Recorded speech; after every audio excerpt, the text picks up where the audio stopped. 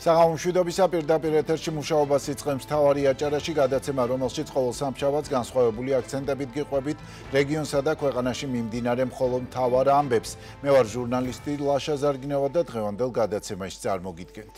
მართველი გუნდის ახალი კანონ პროექტით ემიგრანტებს სამშობლოში დაბრუნების გარეშე საზღვარგარეთიდან ხმის მიცემის უფლება ერთმევად. კონსტიტუციონალისტების ნაწილი საკანონმდებლო ცვლილებას მოქალაქეობის გაუქმების ტოლფასად მიიჩნევს. ოპოზიცია და სამოქალაქო საზოგადოება კი კრიტიკულად განწყობილი ამ მომრჩევლის ჩამოშორების მცდელობად. ის, რასაც ოპოზიცია ემიგრანტების უფლების შეზღუდვად მიიჩნევს, ხელისუფლება სუვერენიტეტის დაცვას უწოდებს. ქართული ოცნება საერთაშორისო გამოცდილებას იშველიებს და საკანონმდებლო ცვლილებებში კონსტიტუციასთან შეუსაბამობას ვერ ხედავს. რა იმალება გასაიდუმლოებული კონტრაქტის მიღმა. პრემიერ-მინისტრი არაბებთან მრავალმილიარდიან ხელშეკრულებაზე კრიტიკას ცინიზმს უწოდებს და ამტკიცებს, რომ კონტრაქტი ისევე როგორც ანაკლიის შემთხვევაში კომერციული საიდუმლოებაა. ძლიერი საქართველოს ლელოს წევრებს ირაკლი კობახიძის განმარტებების არ სჯერათ და სტრატეგიული პროექტის გამჭვირვალობას ითხოვენ. მხოლოდ მთავარი და მნიშვნელოვანი გადაცემაში მთავარი აჭარაში. ფაქტობრივად ერთი საათის წინ გახდა ცნობილი, რომ ზია ამაღლობელი ქუთაისის სააპელაციო სასამართლომ პატიმრობაში დატოვა. გაზეთ ბათუმელებისა და ნეტგაზეთის დამფუძნებლის საქმე სააპელაციომ სამსხდომაში განიხილა. ქუთაისის სააპელაციო სასამართლოს კოლეგიამ ნიკოლოზ მარგველაშვილის თავმჯდომარეობით უცვლელად დატოვა. ბათუმის საქალაქო სასამართლოს განაჩენიდან მზია ამაღლობელი პატიმრობაში დატოვა. მზია ამაღლობელის ადვოკატების სააპელაციო საჩივრით ითხოვდნენ ბათუმის საქალაქო სასამართლოს მოსამართლის ნინო სახელაშვილის მიერ გამოტანილი განაჩენის გაუქმებას და მის ნაცვლად გამამართლებელი განაჩენის დადგენას. პროკურატურა კი თავდაპირველად წარდგენილი ბრალდებით გათვალისწინებულ სასჯელს მოითხოვდა. დღევანდელ სხდომაზე ადვოკატმა მაიამ წარიაშვილმა დაცვის მხარის პოზიციები წარმოადგინა. ადვოკატების შემდეგ სასამართლომ ზია ამაღლობელმა მიმართა. პატიმრობა სასურველი არ არის, არც მარტივია, მაგრამ საშიშიც არ არის. მე პატიმრობა კი არ მაშინებს, მაშინებს ის, პატიმრობიდან როცა გამოვალ, რა დამხვდება გარეთ. ბრძოლა ბოლომდე. ამ სიტყვებით დაასრულა მზია ამაღლობელმა დასკვნითი სიტყვა. სასამართლოს სხდომაზე მზიას საქმის ადვოკატი გიორგ ხიმშიაშვილი ჩაგვერთვება ახლა პირდაპირ ეთერში და მისგან მოვისმენთ სააპელაციო სასამართლოს გადაწყვეტილებასთან დაკავშირებით შეფასებას. გიორგი, მოგესალმებით, მადლობა ჩართვისთვის. მოგესალმებით. გიორგი, მოლოდინები არც ისე პოზიტიური იყო, მართალია, მაგრამ მაინც საზოგადოებას ჰქონდა რაღაც დონეზე მოლოდინიდან განცდა, რომ მზია საქმეზე სხვა გადაწყვეტილება დადგებოდა სააპელაციოში, ვიდრე ის, რაც გახდა ცნობილი. რას ნიშნავს ეს გადაწყვეტილება და რა იქნება თქვენი დაცვის მხარის შემდგომი სამოქმედო გეგმა ამასთან დაკავშირებით, რომ გითხრათ? მოგესალმებით კიდევ ერთხელ, ლაშა, მე შემიძლია გითხრათ, რომ საზოგადოებას და ადვოკატებსაც და თავად მზიასაც მოლოდინები აქვს იქედან გამომდინარე, რომ მისი საქმე არ არის სისხლის სამართლებრივი დანაშაულური ქმედების მატარებელი და ცხადია ის ბრალდება, რასაც სახელმწიფო უყენებს მზიას, არ შეიძლება შერაცხული იქნას სისხლის სამართლებრივი წესით. ამიტომ მოლოდინებზე როდესაც ვსაუბრობთ, ეს მოლოდინები არ არის ჰიპოთეტური და თეორიებზე დაფუძნებული, არის ფაქტებზე. ამიტომ ყოველთვის ვფიქრობთ, რომ ამ გარემოებებზე და საქმეში არსებულ მტკიცებულებებთან დაკავშირებით რომელიმე მოსამართლეს მაინც გაუჩნდებოდა ასე ვთქვათ სამართლიანობის კანონიერების განცდა და მიიღებდა იმ გადაწყვეტილებას, რაც წესით უნდა მიეღო ბათუმის საქალაქო სასამართლოს. ჩვენ არ ვიცით რეალურად ქუთაისის სააპელაციო სასამართლო ამ ეტაპზე არ ვიცით ყოველ შემთხვევაში რას დაწერს თავის ასე ვთქვათ განაჩენში, მაგრამ ცხადია მოლოდინი იმისა, რომ სასამართლოს გადაწყვეტილება იქნება დასაბუთებული, ვერ გვექნება, ვინაიდან რეალურად ვიცით, რაც არის საქმეში მტკიცებულებები. შესაბამისად, ვფიქრობთ, რომ ეს იქნება გაგრძელება იმ გადაწყვეტილების, რაც დაიწყო ბათუმის საქალაქო სასამართლოში. რაც შეეხება სტრატეგიას და სამომავლო გეგმას, ჩვენ არაერთხელ ვთქვით, რომ ყველა პროცედურას სამართლებრივად რაც არის აუცილებელი, ამოვწურავთ ქვეყნის შიდა საკანონმდებლო დონეზე საერთო სასამართლოებში გასაჩივრებით. შემდეგი ეტაპი არის უზენაესი სასამართლო და ცხადია ის შედეგი თუ რაც დღეს მივიღეთ არ შეიცვლება უზენაეს სასამართლოში, მივმართოთ ადამიანის უფლებათა ევროპულ სასამართლოს. გასაგებია გიორგი, დღეს პრინციპში ადვოკატის სიტყვა, მაიამ წარიაშვილის სიტყვა და მზიას სიტყვა იყო ძალიან, არ ვიცი, ჩინაარსობრივად ძალიან დატვირთული, ადვოკატის შემთხვევაში გამყარებული არგუმენტებით და მტკიცებულებებით, ხომ? ამის მიუხედავად მაინც სხვა განაჩენი დადგა, ვიდრე იყო მოლოდინი. საერთო ჯამში რომ შევაჯამოთ სააპელაციო სასამართლოს მიდგომა, დამოკიდებულება და მერე გადაწყვეტილება დღეს რაც ვნახეთ დღის ბოლოს. არ კონდათ მაინც განცდა რომ რა ვიცი გვისაუბრია ჩვენ წინა ეთერში აქ ჩვენთან სტუდიაში საუბრობდით თქვენ რომ შეიძლებოდა იმ რაღაც პატარ-პატარა დამოკიდებულებითი ნაწილიდან გამომდინარე თუნდაც რომელიც იგრძნობოდა სააპელაციოში რომ სხვა განაჩენით გადაწყვეტილება სასამართლოსი დამდგარიყო. რა აჩვენა მაინც ამ სასამართლო პროცესმა, მოკლედ რომ შევაჯამოთ და ვიცი რომ გზაში ხართ, მანქანაში ხართ, ახლა მოემართებით ქუთაისიდან და ბოდიში აქვე რომ გაფერხებთ მგზავრობისას. ზოგადად ამ სამართლებრივ დავაში და ამ ბრძოლაში, მოდი ასე ვიტყოდი, ყოველთვის ჩვენ ვართ რწმენით და იმედით, რომ სიმართლე თავის გზას აუცილებლად იპოვის.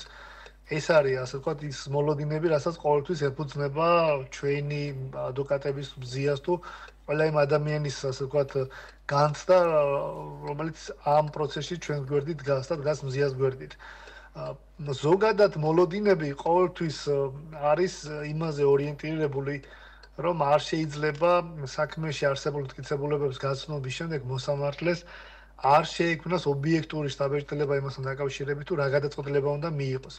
სამწუხაროდ ამ ქუთაისის აპელაციო სასამართლოს ვერ გაუძლო ასე ვიტყოდი იმ წნეხს, რომელიც არის პოლიტიკურიც, არის არასამართლებრივი, ასე მარტივად რო ვთქვათ, ვინაიდან თუ ეს საქმე სამართლებრივ სიფრთხილეზე იქნებოდა დამერწმუნედ გადაწყვეტილების მიღება არცად მოსამართლეს არ გაუჭირდებოდა, მაგრამ გადაწყვეტილების მიღება უჭირთ იმ შემთხვევაში, როდესაც ეს საქმე გადის სამართლებრივ ჩარჩოებიდან, შემოდის პოლიტიკური მდგენელი და ცხადი ამ დროს მოსამართლე ხდება მოწყვლადი ამ პროცესების მიმართ და ის მდგრადობა, რომელიც სასამართლო ინსტიტუციამ უნდა აჩვენოს, შეგვიძლია ვთქვათ, რომ დღევანდელი ამ გადაწყვეტილებით კიდევ ერთხელ გამოჩნდა, რომ ჩავარდა და არ არის იმ, ასე ვთქვათ, სიმაღლეზე, რომელზეც უნდა იყოს ზოგადად ეს ინსტიტუცია, მოსამართლე და ის ასე ვთქვათ, სამართლებრივი სივრცე, რომელშიც ზოგადად დემოკრატიული განვითარების ეტაპზე სახელმწიფო უნდა იყოს, კიდევ ერთხელ გამოჩნდა, რომ არ არის და არ ვართ მთლიანად გასაგებია, მადლობა გიორგი ხიმშიაშვილი, ადვოკატი საუბრობდა პირდაპირ ეთერში ამ საქმესთან დაკავშირებით, ჩვენ ალბათ უფრო მეტი გვეცოდინება გადაწყვეტილების დასაბუთების შემდეგ, როცა მას გაეცნობიან ადვოკატები. ვაგრძელებთ გადაცემას გუშინ 17 ნოემბერს შალვა პაპუაშვილმა განაცხადა საარჩევნო კოდექსში დაგეგმილი ცვლილებების შესახებ, რომლის მიხედვითაც მოქალაქეები პარლამენტის არჩევნებში მონაწილეობას მხოლოდ საქართველოს სახელმწიფო საზღვრებში შეძლებენ. შესაბამისად, ემიგრაციაში მყოფი ქართველების საზღვარგარეთიდან არჩევნებში მონაწილეობას ვეღარ მიიღებენ. ეს პრაქტიკა, რომელიც აქამდე ადგილობრივი თვითმმართველობის არჩევნებზე მოქმედებდა ქართული ოცნების გადაწყვეტილებით, ახლა საპარლამენტო არჩევნებზეც გავრცელდება. სხვათა შორის დღეს ცნობილი გახდა, რომ პარტიებს ადგილობრივ არჩევნებში მერობისა და საკრებულოს მაჟორიტარობის კანდიდატებად მხოლოდ პარტიების წევრების წარდგენის შესაძლებლობა ექნებათ ახალი საარჩევნო კოდექსის პროექტის გათვალისწინებით კანონმდებლობით განისაზღვრება, რომ პარტიამ მერობის კანდიდატად შეიძლება მხოლოდ ამ პარტიის წევრი წარადგინოს, ასევე პარტიის მიერ წარდგენილი მაჟორიტარი კანდიდატი მხოლოდ ამ პარტიის წევრი უნდა იყოს. ანალოგიური წესი გავრცელდება საარჩევნო წარდგენილ პარტიულ სიებზეც, სადაც დეპუტატობის კანდიდატად მხოლოდ პარტიის წევრების შეყვანა იქნება შესაძლებელი. შესაბამისად, ახალი საარჩევნო კოდექსის პროექტის თანახმად პარტია უფლებამოსილი იქნება კანდიდატად მხოლოდ პარტიის წევრი წარადგინოს, უპარტიო კანდიდატის წარდგენის შესაძლებლობა კი საინიციატივო ჯგუფებს ექნება. სხვა შემთხვევაში კანდიდატი რეგისტრაციაში არ გატარდება, ან რეგისტრირებულ კანდიდატს რეგისტრაცია გაუქმდება. ამასთან ცნობილი ხდება, რომ აიგრძალება საპარლამენტო არჩევნებში მონაწილეობა საზღვარგარეთიდან, აიგრძალება აუდიო მონიტორინგი კენჭისყრის შენობასა და კომისიის სხდომებზე, კომისიის წევრობა აიგრძალება ყველას, ვისაც ოდესმე აქვს დაკისრებული სასამართლოს მიერ ჯარიმა თუნდაც ერთხელ. ეს არის ის მთავარი ცვლილებები, რომელიც საარჩევნო კოდექსის ახალ პროექტში წერია. დავუბრუნდეთ ისევ ემიგრანტების ხმის მიცემის გაუქმება საქართველოს საზღვრებს მიღმა შალვა პაპუაშვილის განმარტებით პირობა, რომ მოქალაქეები 4 წელიწადში ერთხელ მაინც ჩამოვიდნენ სამშობლოში, უზრუნველყოფს, რომ მათ უფრო მეტად ინფორმირებული, არსებითად ინფორმირებული არჩევანი გააკეთონ. როგორც ის აცხადებს ირაკლი კობახიძის განცხადებით კი ცვლილებების მთავარი მიზანი ქვეყნის სუვერენიტეტის გამტკიცებაა. მისი არგუმენტია უცხო იურისდიქციაში მყოფ მოქალაქეებზე საინფორმაციო და პოლიტიკური ზეწოლის რისკები შემცირდეს. კობახიძე აცხადებს, რომ სხვადასხვა პოლიტიკური პრეფერენციის გამოვლენის შემთხვევაში ადამიანებს შეიძლება ჰქონდეთ შიში ბინადრობის ნებართვის ან სამუშაო ადგილის დაკარგვის გამო. კობახიძის თქმით, ემიგრაციაში მყოფ საქართველოს ყველა მოქალაქეს არ შეეძლო არჩევნებში მონაწილეობა და ამით თანასწორობის პრინციპიც ირღვეოდა. ამის მაგალითად მან დაასახელა რუსეთი, რომელთანაც საქართველოს 2008 წლის აგვისტოს ომის შემდეგ არ აქვს დიპლომატიური ურთიერთობა, შესაბამისად არ იხსნებოდა საარჩევნო უბნებით. სამოქალაქო საზოგადოების წარმომადგენლების ნაწილი, მათ შორის კონსტიტუციონალისტები აცხადებენ, რომ ეს ნაბიჯი ეწინააღმდეგება არჩევნების საყოველთაობის პრინციპს და უტოლდება მოქალაქეობის ჩამორთმევას. ისინი აღნიშნავენ, რომ მოქმედი საარჩევნო კოდექსი ავალდებულებდა სახელმწიფოს შეექმნა საარჩევნო უბანი არანაკლებ 50 ამომრჩევლის შემთხვევაში, რაც ნიშნავდა სახელმწიფოს პოზიტიურ ვალდებულებას დიასპორის წინაშე.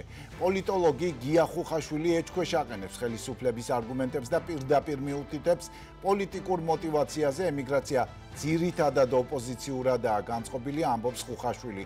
ამეთს ეჭვს ამყარებს 2024 წლის არჩევნების სტატისტიკა, ცესკოს მონაცემებით საზღვარგარეთის უბნების აბსოლუტურ უმრავლესობაში ოპოზიციურმა ძალებმა გაიმარჯვეს გუშინ პირდაპირი ჩართვისას საქართველოს მეხუთე პრეზიდენტმა სალომე ზურაბიშვილმა ხაზი გაუსვა დიასპორის ეკონომიკურ და ეროვნულ როლს. მისი თქმით, 1,5 მილიონი ადამიანი არის ქვეყნის რესურსი, რომელიც ქვეყნიდან წავიდა სახელმწიფოში შესაბამისი პირობების ვერ შექმნის გამო.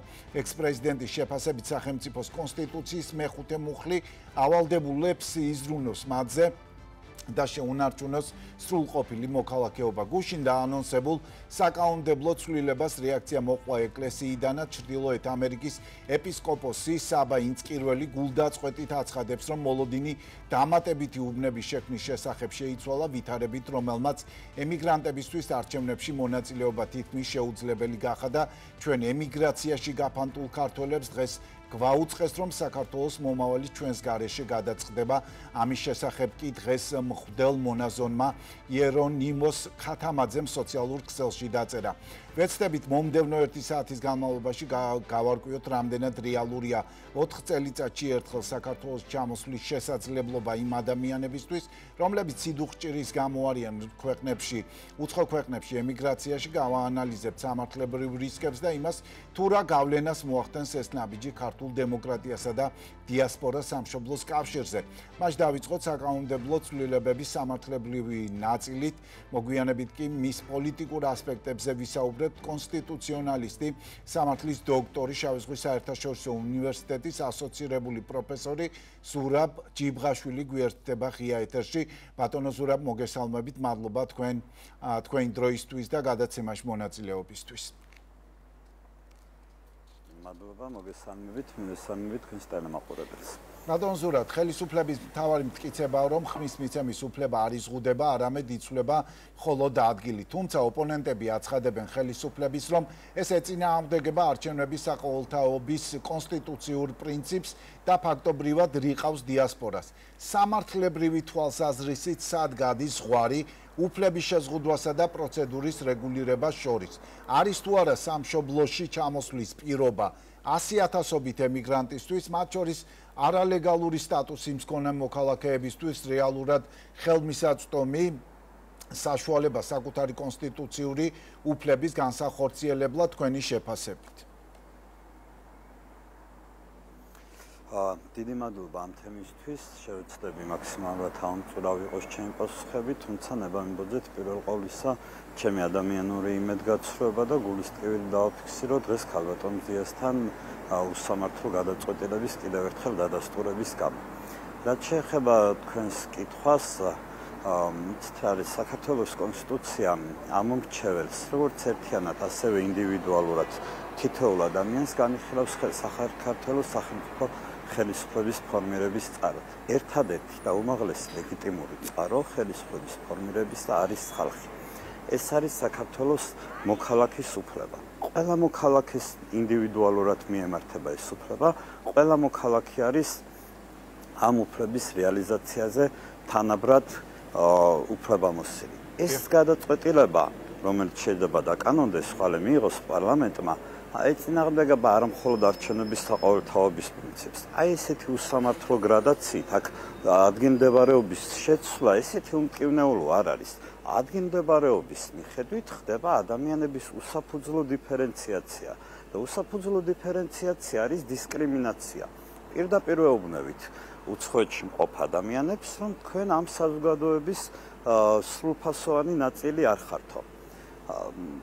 ეს ადამიანების დისკრიმინაციას თორს კიდევ ერთხელ ვიმეორებ, აქ მხოლოდ საყოველთაობასთან არ გვაქვს პრობლემა, უდავოდ გვაქვს საყოველთაობასთან პრობლემა, უბრალოდ აი ეს შემდეგ გრძელდება და კიდევ უფრო მკივნეულო გაგრძელებას პოვებს იმაში, რომ ხდება ადამიანების დისკრიმინაცია. როდესაც უფლებაში ერევი, რამე ალტერნატიული, უფრო დიდი, უფრო ღირებული სიკეთე უნდა დაიცვა. აქ აბსოლუტურად არანაირი განაცხადი, გარდა იმისა, რომ ეს ადამიანები არ ფიქრობენ სწორადო და სწორად ფიქრი როგორია, როგორც მიაჩნია ხელისუფლებას.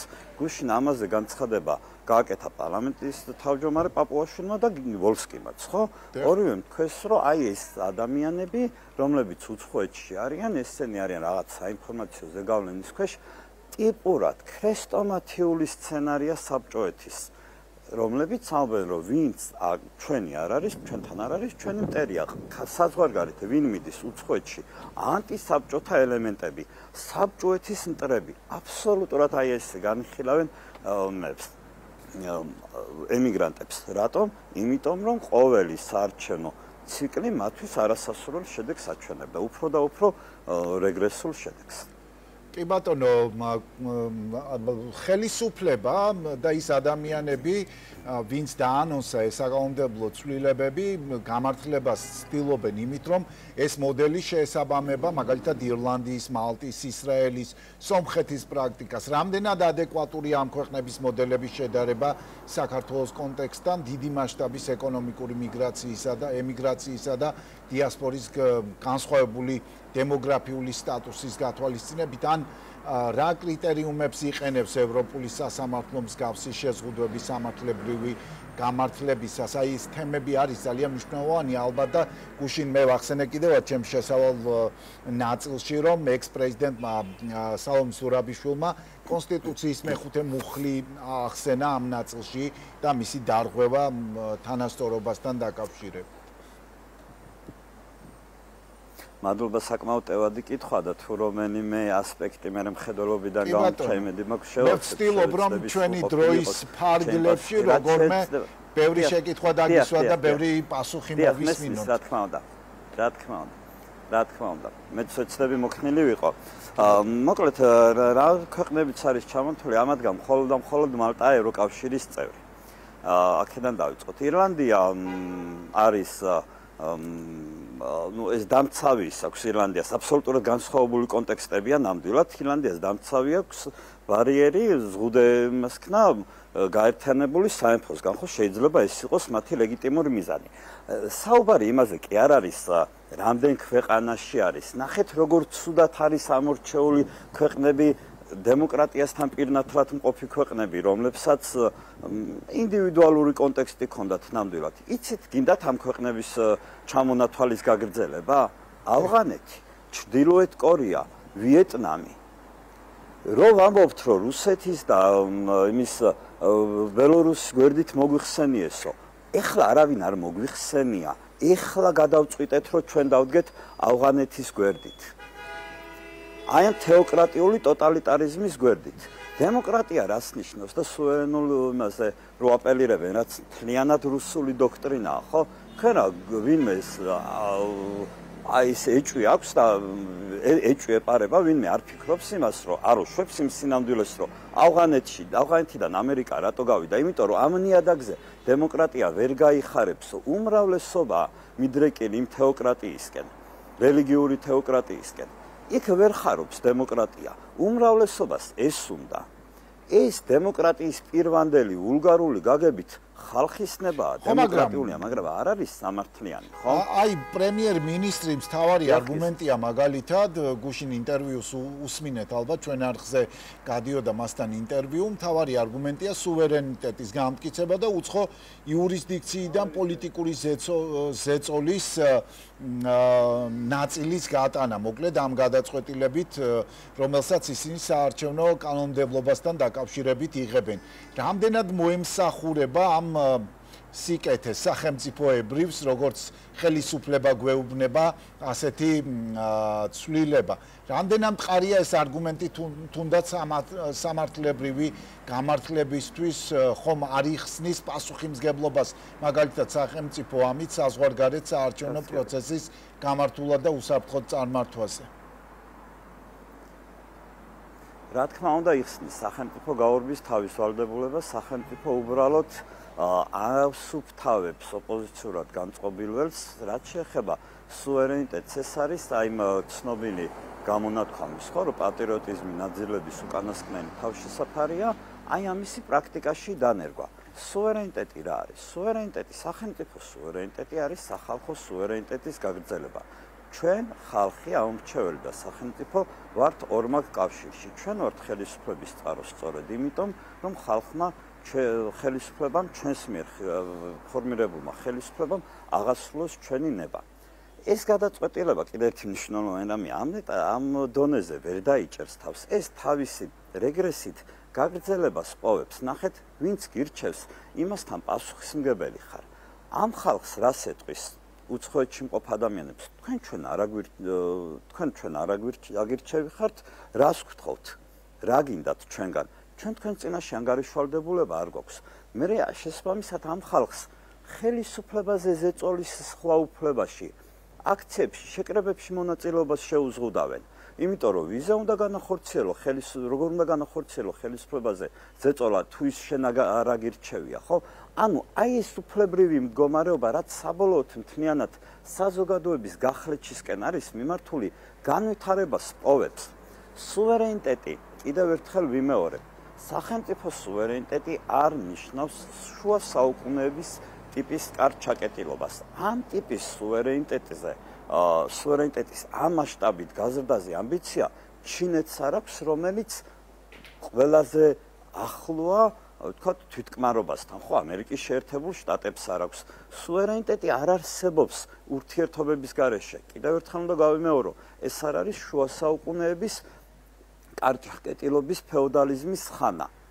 სუვერენიტეტი ამიტომ სპეკულაციური და ზედმეტად манипуляციურია, რომელიც აი ყველაზე ესეთი პოპულარული კი არა, სწორედ ყველაზე პრაგმატული თამაშია ბანკოსი, ხო, დურაკა, სადაც 6-იანი კოზირი, აი ესეთი ყველაზე ადვილად გაჭრადი ის არის. იმ სამართლებრივი ბატონზურა დღის წესრიგში. იმ სამართლებრივი ხარვეზებიდან გამომდინარე, რომელზეც ახლა თქვენ საუბრობთ ამ წუთების განმავლობაში, საკონსტიტუციო საარჩევნს და ამ საქმის ირგვლივ სამართლებრივ დავას საკონსტიტუციო სასამართლოში რამდენად რეალისტურად უყურებთ მოსალოდნელი შედეგის თვალსაზრისით, რა თქმა უნდა.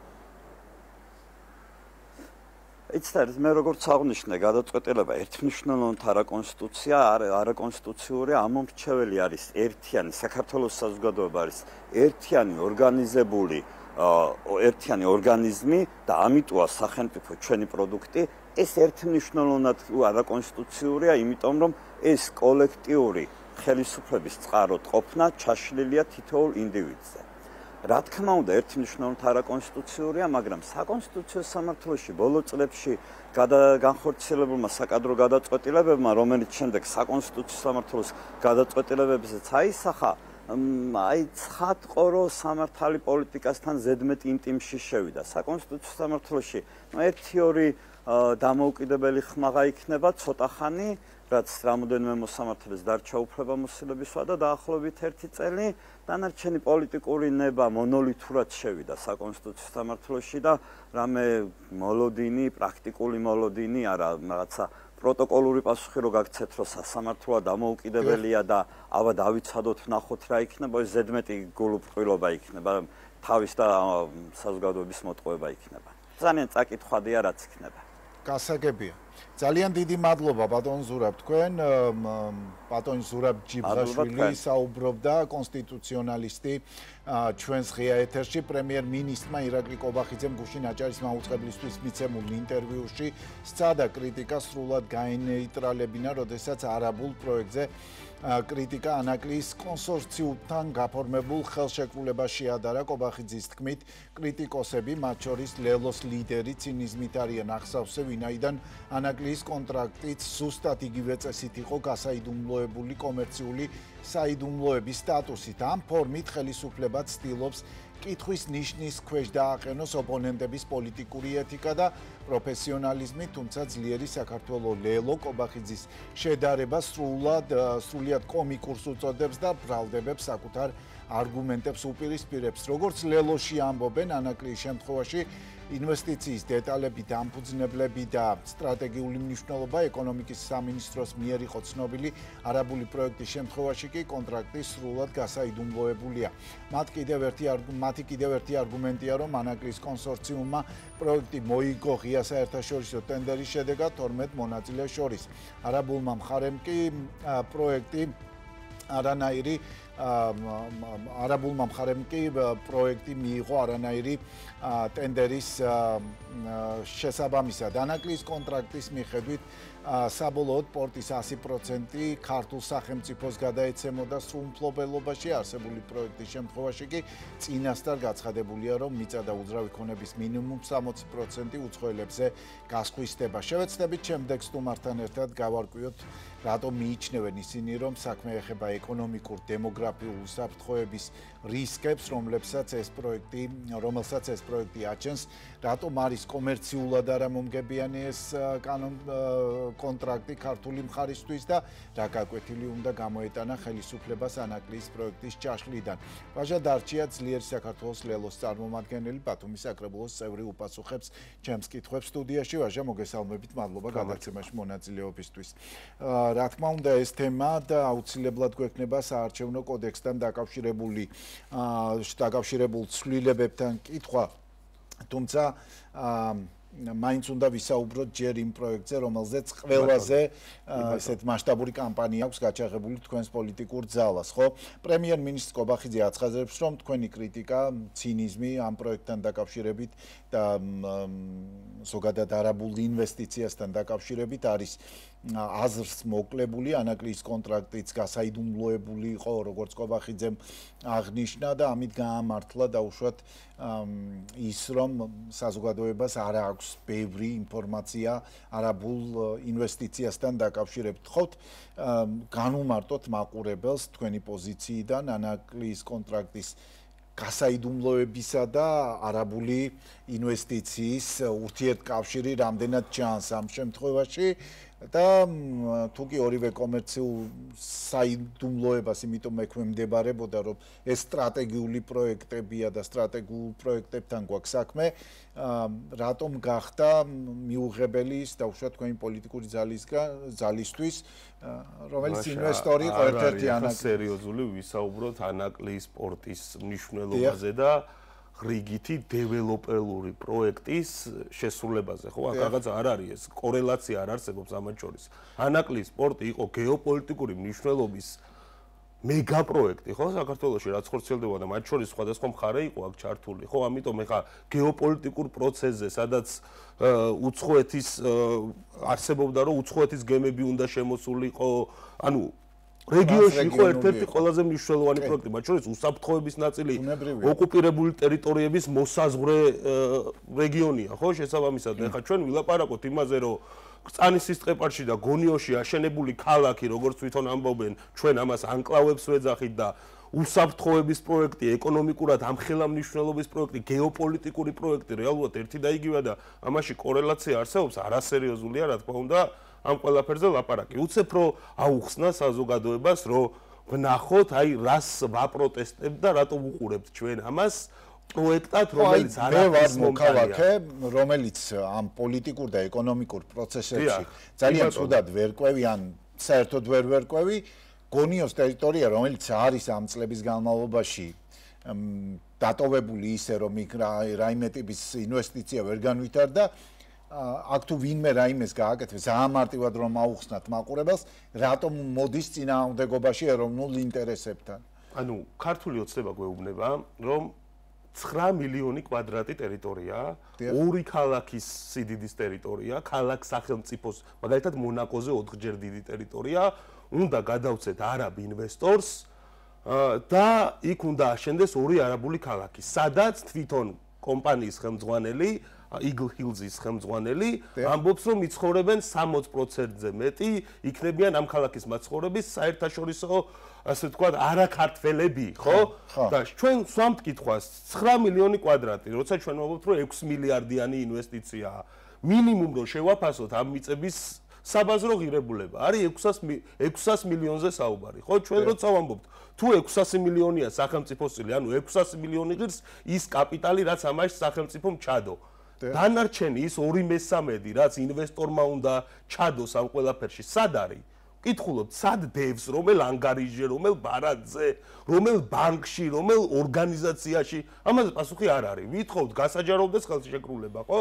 საყვარელი გავამარტივოთ, ანუ თქვენ ამბობთ, რომ ეს მილიარდები შემოვა მშენებლობის შემდეგ გაკეთდება. შემოვა, ეს არის მარტივი სქემა და ამ მარტივ სქემას და თუ ჩავარდა ეს რისკი არსებობს. რა თქმა უნდა არსებობს, ეს არის ჩვეულებრივი, აი ინვესტიცია კი არ არის, ეს არის კაპიტალი, რომელთაც ცდილობს, რომ არაბებმა თავისი ანკლავები შექმნან ქვეყანაში, მოსაზღვრე რეგიონში, ლაშა 10 კილომეტრია დაშორება თურქეთის საზღვრიდან, ხო? გარდა ამისა, ჩვენ ლაპარაკობთ იმაზე, რომ ეს არის ანტიქართული პროექტი. ხო, რეალურად აქ ქსენოფობიაზე და მსგავს რაღაცაზე კი არ არის საუბარი.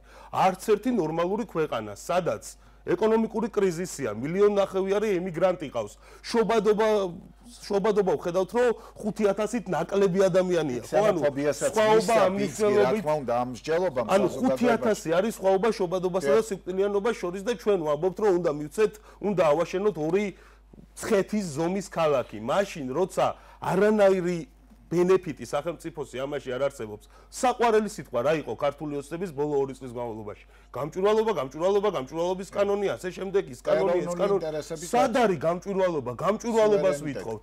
მაჩვენეთ ერთი დოკუმენტი, სადაც ჩვენ ვისაუბრებთ იმაზე, რომ ეს არის ქართული პროექტი. აი უცებ ლაშა მარტივად რო აქვს და წარმოიდგინეთ თქვენ ხართ ქართული ოცნება სახელმწიფოს რაღაც მეთაურია, ხო? ეს ძალა დღეს არის უმრავლესობაში და იმ კრიზისის დროს, რაც არის დღეს საქართველოში, ახერხებ 7 მილიარდიანი ინვესტიციის შემოტანას. ამას ხო ყველა კარზე გააკრავდი. ხო კარდაკარიულიდი რომ ნახეთ, ხალხო, რა მაგარი ვარ, 7 მილიარდიანი ინვესტიცია შემოვიტანე ქალაქში, სადაც რეალურად ქვეყანაში, სადაც რეალურად პოლიტიკური კრიზისია, ლეგიტიმაციის პრობლემა მაქვს, ეკონომიკური კრიზისია და 7 მილიარდი ვიშოვე. ყველას ხო ვეთყოდი ამას, საზოგადოებას ხო ამაზე ვესაუბრებოდი და პრომო ბიჭუნასავით 8 წუთიან ვიდეოში კი არ დავჯდებოდი და რაღაც სიგიჟეებზე კი არ ვილაპარაკებდი.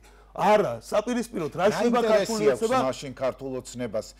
ეს ეროვნული ინტერესებთან წინააღმდეგობაში მოდის. ეს ქცევა ჩვენგან, ეს ქცევა, რასაც ქართული ოცნება აკეთებს, ბადებს ძალიან ლოგიკურ ეჭვს იმისა, რომ ეს არის მორიგი კორუფციული პროექტი და კორუფციას ქართული ოცნება როგორ ებძვის და ხდება თუ არა ვხედავთ მის პოლიტიკაში, ხო?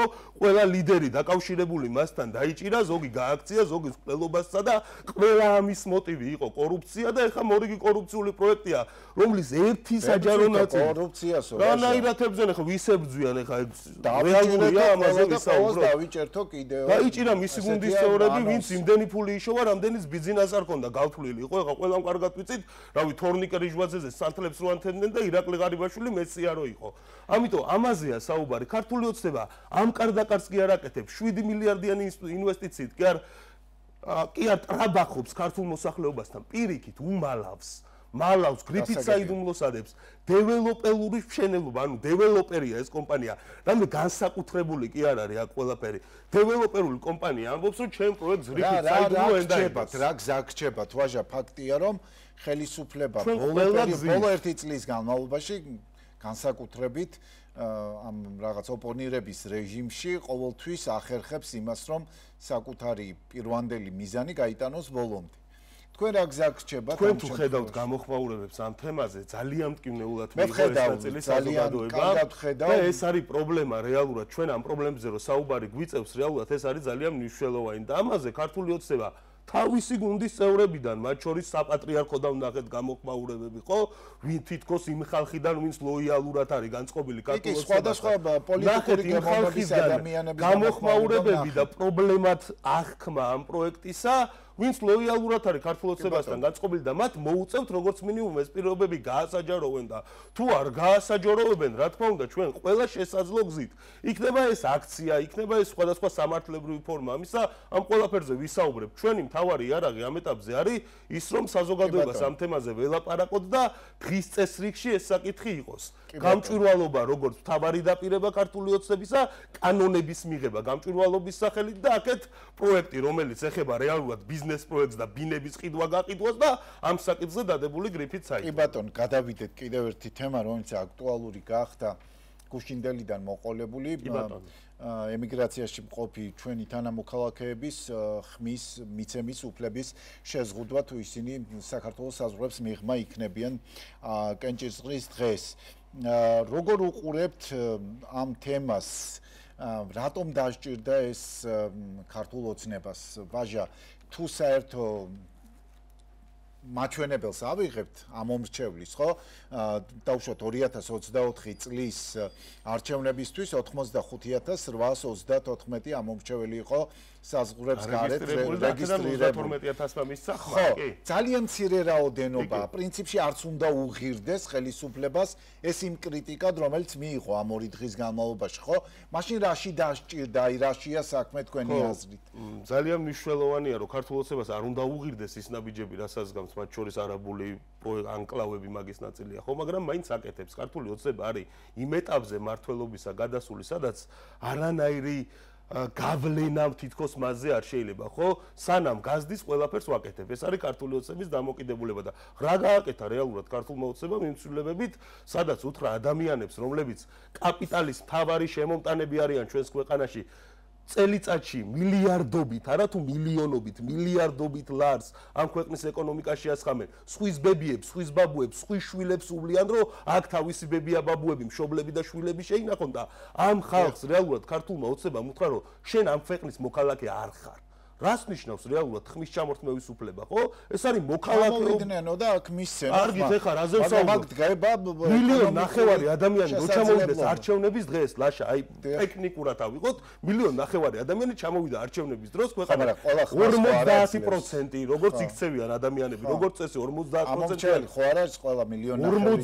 50% ხო არის როგორც წესი აქტივობა ხოლმე. 50%-მა რო გადაწყვიტოს ჩამოსვლა. ანუ 750.000 ადამიანმა არჩევნების დღეს რო გადაწყვიტოს საქართველოს ჩამოსვლა. ქუთაისის აეროპორტში რო ბრუნდები ერთი რეისიდან, რამდენი დრო გჭირდება იქ გამოსასვლელად და ეხა ამ სიგიჟეებზე შეიძლება ვილაპარაკოთ, რომ 750.000 ადამიანი ჩამოვიდეს და ხმა მისცეს. მაშინ როცა ადამიანები ბათუმიდან ხულოში ვერ ახერხებენ წასვლას იმის გამო რომ ხმა მისცენ, იმიტომ რომ ეკონომიკური პრობლემები აწუხებთ. რეალურად რა გააკეთა ქართულმა ოცნებამ? იმ ხალხს ვიზეს დღეს მოტრაბახე ქართული ოცნების ეკონომიკა დგას, უთხრა რომ შენ საქართველოს მოქალაქეც არ ხარ. რატო უთხრა ეგ? იმიტომ რომ თავარი განსხვავება რა არის ბინადრობის მოწყობა, ბარათები, მაგალითად მწვანე ბარათი რა არის, ხო? ამერიკის შეერთებულ შტატებში მწვანე ბარათი იღებ და ყველაფრის უფლება გაქვს გარდა ხმის მიცემის უფლებისა. ეს არის მთავარი განმასხვავებელი ამერიკის მოქალაქისა და ასე ვთქვათ იმ მოქალაქეს შორის, ვინც იღებს მწვანე ბარათს, ხო? ამიტომ ეს არის მთავარი უფლება, მთავარი კონსტიტუციური უფლება, საყოველთაო უფლება არის ის, რომ ადამიანს მოქალაქეს კონდეს შესაძლებლობა იმისა, რომ დააფიქსიროს თავისი აზრი დემოკრატიულ პროცესში, მთავარ დემოკრატიულ ტესტში, არჩევნებში და ამაზე როცა ვარცეუნები ადამიანებს და ამბობ, რომ მაგალითად თანასწორობაზე რატო არ ვსაუბრობ რუსეთზე. შესაძლოა არ იქნება დაუნდებლობაში, დავუშვათ ვისა ინიცირებული არ არის ეს ერთადერთ მაგალითად შესაძლოა შორის წევრები და ასე შემდეგ, ხო, პარტიის მიმართულებით დამატებითი ადამიანების საპარლამენტო არჩევნებში მონაწილეობა იზღუდება. ეს დამატებითი გავლენის მექანიზმია. ვინ ეკითხება ქართულ ოცნებას, მე ვის დავაყენებ ჩემი პარტიის მაჟორიტარად, ხო? რეალურად რო ავიღოთ. ან წევრობის ბაზას ქართული ოცნება საიდან მიმოწმებს? მიძვრება და ამოწმებს წევრების ბაზას, ვინ არის წევრი და ვინ არის არაწევრი. ამაზე დასაბუთებას მოთხოვენ. რეალურად შეიძლება ამაზე ვილაპარაკოთ, თუმცა მთავარი ამბავი აქ ყველაზე ანტიკონსტიტუციური ამბავი, რა თქმა უნდა, არის ის, რომ ადამიანებს რეალურად ჩამოართვეს ხმის უფლება, რეალურად მთავარი მოქალაქეობის განცდა რაც არის, ჩამოართვეს ეს უფლება და თან ეუბნებიან, აი დასცინიან, ხო, ამ ადამიანებს, რომ კეთილი ინებე ჩამოდი ერთი დღით კონტექსტი გაიგე, მერე მიეცი ხმა. რა ვიცი ახლა საქართველოში რომ გერმანელები ცხოვრობენ, ყობახიძის გავლენის ქვეშ არიან ის ხალხი, ახლა ამაზე სერიოზულად შეიძლება ვილაპარაკოთ, ან ამერიკის შეერთებული შტატების მოქალაქე თუ ცხოვრობს საქართველოში, ის ყობახიძის პოლიტიკის გავლენის ქვეშ არის? ესე უყურებს ადამიანებს ქართული ოცნება და ესეთი დამოკიდებულება აქვს, ხო? და ქვეყნები რომ მოიყვანეს კიდე სომხეთიო, ირლანდიაო. კი ბატონო. ჯერ ერთი რაზე ვლავ სომხეთზე და ირლანდიაზე რანაირად შეიძლება პარალელი გავალოთ დიასპორის ოდენობა არიციან 10-ჯერ მეტი ირლანდიელი ცხოვრობს ქვეყნის გარეთ ვიდრე ქვეყანაში და ამიტოა იქ შეზღუდვები სხვა კონტექსტია ხო მაშინ თქვას ქართულმა ოცნებამ რომ საქართველოს მოქალაქეები უფრო მეტი ცხოვრობენ ამ ქვეყნის გარეთ ვიდრე ქვეყანაში და მაშინ შეიძლება ამაზე ვისაუბროთ მაგრამ ეს მოცემულობა ხო მადლობა ღმერთს არ დგას თუმცა ქართული ოცნების პოლიტიკა მიდის ძალიან მოკლედ უნდა მიპასუხო ორი სამი სიტყვით ადამიანელი რიგგარეშე არჩევნებისთვის ემზადება ამით ქართული ოცნება ძალიან მოკლედ ვეცდები მანდ მნიშვნელოვანი არ არის მარტო არჩევნების კონტექსტი მანდ მნიშვნელოვანი კონტექსტი არის ის რომ ქართული ოცნებას თავისი საცეცებით უკვე გამოშვებული აქვს ეგრეთ წოდებული რეფერენდუმის საკითხი სადაც მოქალაქეებს ეუბნება რომ ნეიტრალიტეტი აი მე მაგას ველოდები რომ ნეიტრალიტეტი ევროკავშირში წევრობა არ წევრობის საკითხი შეიძლება სხვადასხვა ფორმით დააყენოს დღის წესრიგში სადაც იმ 30000-მა 32000-მა ხმამაც კი მას გაუწიოს იმ სახის წინააღმდეგობა რაც არ ეცემოუნება მას. ამიტომ ეს ძალიან ყურადსაღები ფაქტია და ეს რეფერენდუმის საკითხი არ არის მარტო რაღაცა ციდან მოტანილი. ეს არის მათი პროპაგანდისტების მიერ ყოველდღიურად ნათქვამი ამბავი. ამიტომ მარტო არჩევნების კონტექსტში არ შეიძლება ამ საკითხის გააზრება. ჩვენ უნდა ვისაუბროთ იმაზე, რომ ეს არის ძალიან მნიშვნელოვანი პრობლემა ქართული ოცნებისთვის და რეფერენდუმი არის მნიშვნელოვანი საკითხი. კი ბატონო, ვაჟა დარჩია ძლიერი საქართველოს ლელოს წევრი საუბრობდა ჩვენს ეთერში. მადლობა ვაჟა, ვაგზელებთ გადაცემას, ჩვენ მოვისმინეთ მკაფიო სამართლებრივი შეფასება იმ რისკების შესახებ, რომელიც ახლავს საარჩევნო კოდექსის ამ ფუნდამენტურ ცვლილებას, თუ კონსტიტუციონალისტები პრობლემას საყოველთაობის პრინციპის დარღვევაში ხედავენ, ხელისუფლება თავის გადაწყვეტილებას ეროვნული უსაფრთხოების, სუვერენიტეტისა და არჩევნების მედეგობის აუცილებლობით ხსნის. სწორედ ეს პოლიტიკური მოტივაცია და უსაფრთხოების არგუმენტი წარმოადგენს მეორე არანაკლებ მწვავე ნაწილს ამ დისკუსიაში, რომელიც გუშინდელი დღიდან გაჩნდა. რამდენად ძლიერია საფრთხე გარედან და რატომ მოხდა ამ ცვლილების ინიცირება ზუსტად მას შემდეგ, რაც CSKO-ს მონაცემებით საზღვარგარეთის უბნების აბსოლუტურ უმრავლესობაში ოპოზიციამ გაიმარჯვა 2024 წლის არჩევნებში. ან როგორ ხედავენ ყოველ 4 წელიწადში ერთხელ ხელისუფლების წარმომადგენლები ოჯახის არჩენად წასული ემიგრანტების საქართველოში დაბრუნების ალბათობას. ხმის მიცემისთვის კითხვები ბევრია, თუმცა ხელისუფლების მიერ გაცემული პასუხები ამ დროისთვის არადამაჯერებლად ისმის სამოქალაქო საზოგადოების ნაწილისთვის და თავად ემიგრანტებისთვისაც ამ თემის გარდა გადაცემის დასკვნით ნაწილში აუცილებლად ვისაუბრებთ არაბულ ინვესტიციაზე, რომელსაც ოპოზიცია ეკონომიკურ და დემოგრაფიულ რისკად განიხილავს. აქვე გეტყვით, რომ ბუნებრივია მხოლოდ ეს თემები არ იქნება ჩვენი საუბრის შემადგენელი. ილია ვერძაძე, აჭარის უმაღლესი საბჭოს წევრი ქართული ოცნებიდან უპასუხებს ჩვენს კითხვებს. მოგესალმებით ბატონ ილია, დიდი მადლობა თქვენ გადაცემაში მობრძანებისთვის. დიდი ხანი არ ყოფილხართ ჩემთან, ბევრი კითხვა და ბევრი თემა დაგროვდა შესაბამისად ქვეყანაში. კი ბატონო, რეგიონში, თუმცა დავიწყოთ იმით, რაც ბოლო 2 დღის განმავლობაში აქტუალურია ძალიან ამ საქართველოს საზღვრებს მიღმა მყოფი ჩვენი თანამოქალაქეების საარჩევნო უფლების შეზღუდვასთან დაკავშირებით. მოტივაცია არის სუვერენიტეტი და მისი დაცვა. ემიგრაცია ძირითადად ოპოზიციურადაა განწყობილი. ნახეთ ჩვენ შედეგები 2024 წლის არჩევნებზე ამოუბეჭდე კიდევაც და წამოვიღეთ ან CSKO-ს მონაცემები ამ ხრივ. ამას ამყარებს, როგორც უკვე გითხარით, 2024 წლის არჩევნები. რა შეიძლება რეალური მოტივი გამხდარიყო, თუმცა რაღაც გავლენის მომხდენი ეს საერთო შედეგზე ვაჟასაც ამაზე ვესაუბრებოდი, ხო, საერთო შედეგზე რაღაც დრამატული გავლენის მომხდენი არისო ემიგრანტების ხმა მიუხედავად იმისა, რომ მათი ხმა მკაფიოდ ისმოდა საარჩევნო პერიოდში. როგორ პასუხობთ ამ ბრალდებებს, რომელიც ადამიანის უფლებათა კუთხით შეზღუდვად მიიჩნევენ ამ გადაწყვეტილებას ემიგრანტების სამოქალაქო საზოგადოების წარმომადგენლები, თქვენი ოპონენტები პოლიტიკური. ხომ არ არის ეს ნაბიჯი მცდელობა, მაგალითად პოლიტიკური დანაკარგების საარჩევნო კოდექსის ცვლილებით დააზღვიოთ, იმიტომ რომ მარტო ეს ცვლილება არ შედის ხომ საარჩევნო კანონმდებლობაში. კიდევ ერთხელ მოგესალმები ლაშა, მე საერთოდ ძალიან გაოცებული ვარ ხოლმე, როცა ოპოზიცია ცდილობს რაღაც გამოგონილი მიზეზებით, ემპირია საერთოდ არ იყენებენ, არაფერ ციფრებს არ ეყრდნობიან, არგუმენტები არ მოაქვთ და ცდილობენ რაღაც რიტორიკის დონეზე, მხოლოდ გამონათქვამების დონეზე, შეცდომაში შეყვანის, მოსახლეობის შეცდომაში შეყვანის დონეზე რაღაც შედეგზე გავიდნენ და ნახეს ამ დროს, რომ ბოლო 12 წლის განმავლობაში ამით შედეგზე ვერ გადიან. სტატისტიკა გვეუბნება შემდეგს, 2008 წელს დარეგისტრირებული იყო 12000 თუ 13000 ამორჩეველი, 2012-ში 40000-მდე მერე, ასევე 45 თუ რაღაც 2020 წლის არჩევნებში 40000. ანუ პოლიტიკურ გადაწყვეტილებას, ხელისუფლებას, როცა უწუნებ, იმას რაღაც არგუმენტები უნდა მოაყოლო და არ შეიძლება ჩვენ გათვლა პოლიტიკური გადაწყვეტილებას აქვს თავისი დასაბუთება, თავისი გათვლა ჩვენ ყველა ჩვენს გადაწყვეტილებას, მათ შორის იმ ინვესტიციებთან დაკავშირებით, მათ შორის აი ამ საკანონმდებლო ცვლილებებთან დაკავშირებით, რომელიც ბატონმა შალვამ დაანონსა, ბევრი ამასთან დაკავშირებით გამოგვაქვს, რა თქმა უნდა, მსჯელობის შედეგად ხდება ეს და გამოგვაქვს არგუმენტები, გამოგვაქვს ფაქტები, ვასაბუთებთ ამას და ამაზე დაყრდნობით ვამბობთ, რომ ეს უფრო მნიშვნელოვანია პერსპექტივაში ეს გადაწყვეტილებები მცირე ერისთვის, მცირე ქვეყნისთვის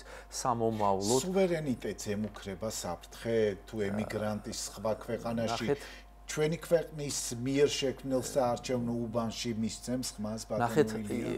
საპირისპიროს ხო საუბრობდნენ, აი რომ არ ყოფილიყო დიპლომატიური ურთიერთობა გაწყვეტილი რუსეთთან. მთელი ემიგრაციის ნახევარზე მეტი რუსეთში ცხოვრობს.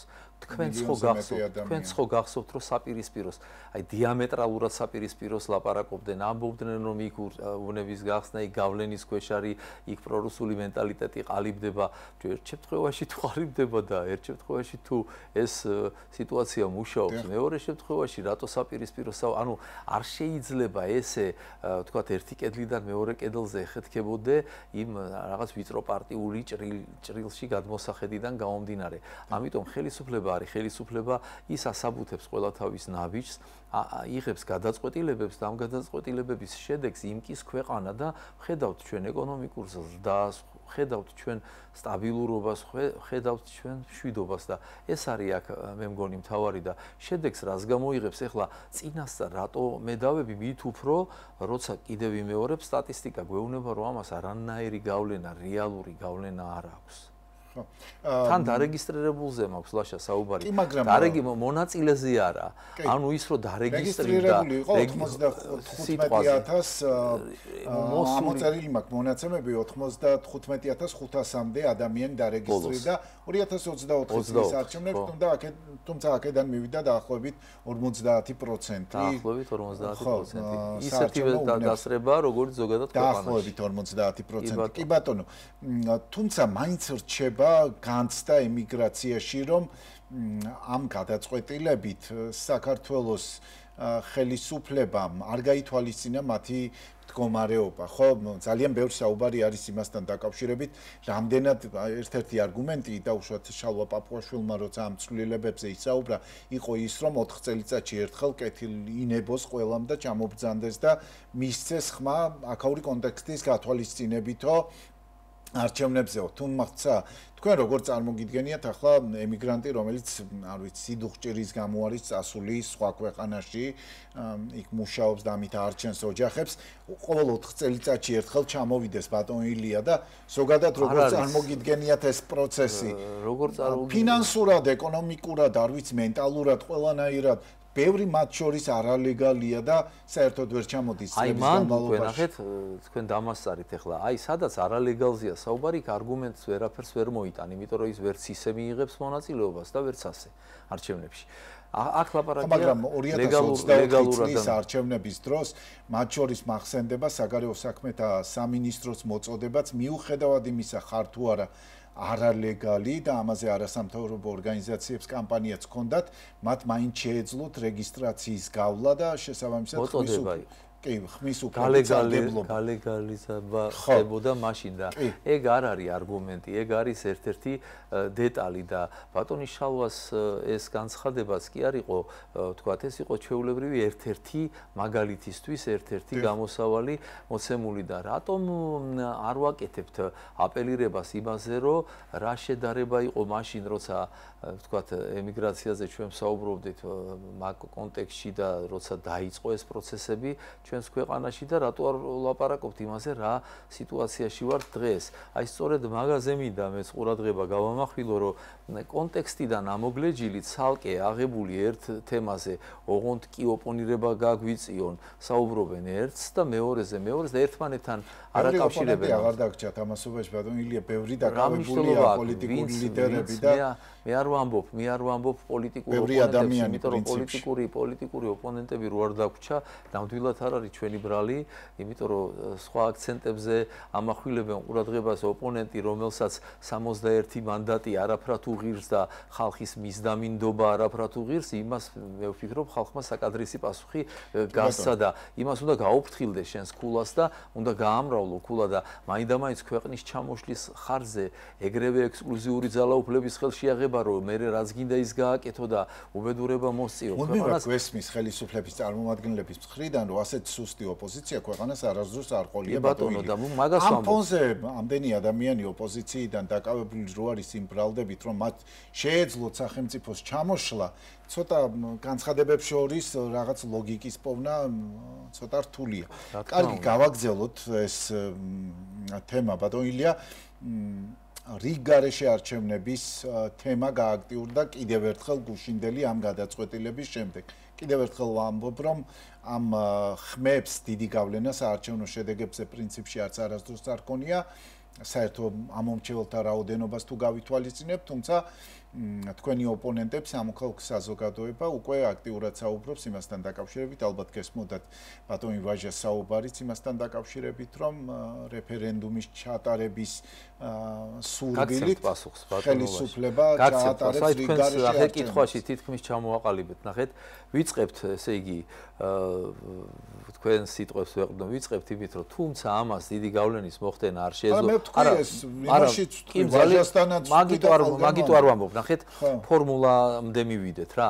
ანუ ეს ციფრი მნიშვნელოვანი თურმე არ ყოფილა და რეალურად ეგრეა, არ არის ეს ციფრი მნიშვნელოვანი, მაგრამ ოპოზიცია რიგგარეშე არჩევნებს ვინ ითხოვს დღეს? ითხოვს ოპოზიცია არ არის მნიშვნელოვანი. აი მაგამდე მივდივარ ზუსტად. მაგამდე მივდივარ. ანუ ხეთ ემიგრანტების თემის წამოწევა უნდათ რომ რაღაც ვთქვათ ასე ვთქვათ ისრები ჩვენი მისამართით რაღაც კიდევ ერთი ვთქვათ ასე ვთქვათ საყვედურივით გამოაცხონ. აგერ მეორე რიგგარეშე არჩევნებიო ამის გამო ამ დროს ემპირიულად გვაძლევს ეს მარტივად მოქალაქე უკვე გაიზარდა ჩვენი მოქალაქე და ხდება ძალიან კარგად სად არის ტყუილი, სად არის სიმართლე, ეს შედეგს ვერდებს. ამ დროს გვაქვს ჩვენ მოცემულობა და ვიცით ყოველდღე უსმენთ ეთერში რომ ოპოზიცია ითხოვს რიგგარეშე არჩევნებს. ეხლა გამოდის რომ რიგგარეშე არჩევნებისთვისო ხელისუფლება ემზადებაო, იმიტომ რომ ესე იგი ეს კანონი მიიღო, რომელიც ისევ უბრუნდები იმას, თურმე არაფერი მნიშვნელობა პირდაპირ იმ ციფრებს არ აქვს. ესე იგი დასკვნა არის რა, არჩევნებს ჩვენ მოვიგებთ დღესაც მაშინ მოვიგებთ ხვალაც, მოვიგებთ რიგარეშესაც, მოვიგებთ რიგიცაც, 28-ში ჩატარდება ჩვეულებრივად არჩევნები, მოვიგებთ, თქვათ რიგარეშე ჩატარდა, იმასაც მოვიგებთ. ეს ყველაფერი იციან. ისინი ამას ყველა მიზეზს იყენებენ იმისთვის, რომ ყველა შემთხვევაში გამოაცხონ რაღაც ოპონირების რაღაც ნიშანი გამოაჩინონ, თორე რეალურად არც არგუმენტი თქვენივე კიდევ ვიმეორებ, არც ციფრებიდან, არც ლოგიკიდან, არაფრიდან არც ერთ პერიოდში ესენი არჩევნების მომგები არ არიან და ამიტომ, რა ვიცი, მე არ ვიცი, არჩევნებს რამდენადაც მე ვიცი, რიგარეშეს ითხოვენ ესენი, ჩვენ კი ვაცხადებთ, რომ არჩევნები ჩატარდება დროულად, როცა უწევს არჩევნებს. კი ბატონო, ყოველთვის აქვთ მათ პრეტენზია იმასთან დაკავშირებით, რომ მათი შედეგები გაყალთ და ჩვენ ვნახეთ არაერთი აბსოლუტურად უსაფუძვლო. ორი არჩევნების დროს განსაკუთრებით ფაქტიურად კოპირება გააკეთეს 20 წლის ასე სპექტაკლი გაიმეორეს. აბსოლუტურად უსაფუძვლო. მე რატომ მიიღეს ასეთი ცუდი შედეგი? იმიტომ რომ ხალხი ხვდება ძალიან რთულია ადამიანების 21 საუკუნეში მოტყუება. თქვენც ხო ძალიან კარგად იცით, დღეს ხო არ გვინდა ჩვენ საჯარო ბიბლიოთეკაში ლამპის შუქზე რაღაც წიგნების ზებნა. ელემენტარულად ინტერნეტის საშუალებით მარტივ რაღაცებს მოსახლეობა თავად ამოწმებს. მოსახლეობა რა თქმა უნდა, რა თქმა უნდა დღეს როცა მთლიანი შიდა პროდუქტი ერთსულ მოსახლეზე $10,000 გადაახტა და ეს აღმოსავლეთ ევროპის დონეზე უახლოვდება დღეს, როცა სამუშაო ადგილები აქა გვაქვს, როცა ინვესტიციით ეს სამუშაო ადგილები იქმნება და შენ აპელირებ მაინც რაღაც ჩამოიშალა ეკონომიკა, დაინგრა ქვეყანა, უბედურებისკენ მივდივართ. აქეთ ინსტიტუცია აცხადებს, რომ დემოკრატიის, თავისუფლების ინდექსის ხარისხით, განვითარებით ეკონომიკა ვართ პირველ ათეულში და აქეთ გამოდის კერძო ვისაუბროთ ამ არაბულ ინვესტიციას, რომელზეც ბატონ ვაჟასთან ვსაუბრობთ, მისი პოლიტიკური გუნდი არის ერთ-ერთი ფლაგმანი კრიტიკის მოწინავე ის არის ფლანგი, ესე ვთქვათ, ამ ინვესტიციასთან დაკავშირებით. თქვენ როგორ ხედავთ ამ პროექტის განხორციელებას და იმ რისკებს, რომელზეც მიგითითებთ თქვენი ოპონენტები, სხვათა შორის თქვენს მიმართ ლოიალურად განწყობილი ადამიანების ბევრი კომენტარი შემხვდა ასევე სოციალურ ქსელში, რომლებიც სხვა პოლიტიკური გემოვნების არიან, მაგრამ ლოიალურად არიან განწყობილი დაუშვათ ქართულ ოცნებასთან.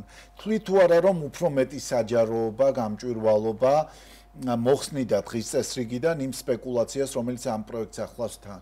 და რა საჯაროობა აკლიათ, ან რა არის დამალული? თქვენ გულისხმობთ ხელშეკრულების კომერციული ხელშეკრულების კი ბატონო, მათ შორისო ჩვენ ვითხოვთ წესია და მაგათ ლიდერმა ძალიან კარგად 6 მილიარდ ნახევარი იმის დასაბუთებას ვითხოვთო, იმიტომ რომ ფაქტობრივად სახელმწიფო გაიღებსო თავის წილს, მნიშვნელოვან წილს, ანუ მიწის სახით და დეველოპერული კომპანია შემოდისო, რომელიც რაღაც დროს ააშენებსო ამ კორპუსებს და ქალაქს.